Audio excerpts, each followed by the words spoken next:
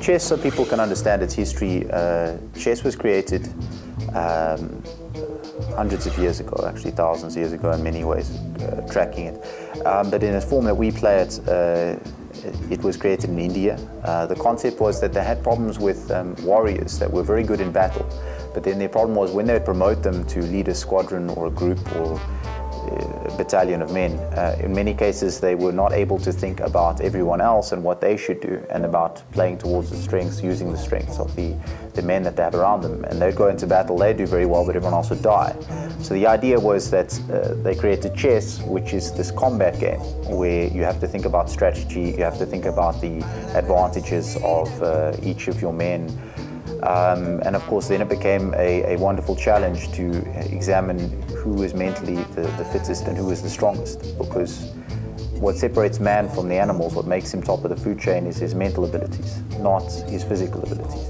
And that's why chess is such a big challenge. It's because you're playing directly against an opponent and it's a game of war. You are trying to outsmart him to annihilate him. Why many people don't understand chess is because most of what happens in a chessboard happens in people's minds.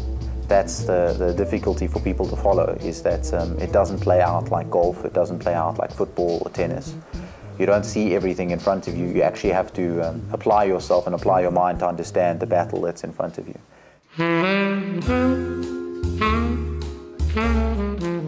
I started when I was about 12, 13 years old. I learned when I was much younger. My father taught me the game, but I used to invent my own rules while we were playing, much to his frustration. So I didn't really take to the game much. And then what happened was a couple of my friends, they went and played after school, and I went and played, and I was very competitive, so I went and played against a couple of them. I beat most of them except for one.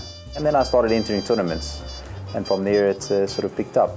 I like the fact that it's about your own individual competition, your own individual abilities, and it's just you.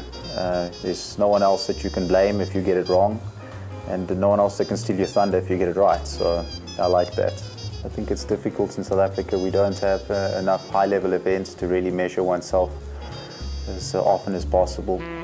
It's just the SA Open and the SA Closed were the highest profile events in South Africa in the last 6 months, and I did very well in them. I think it's very important people need to participate in club activities for any sport because it allows people of different levels, different backgrounds to mix.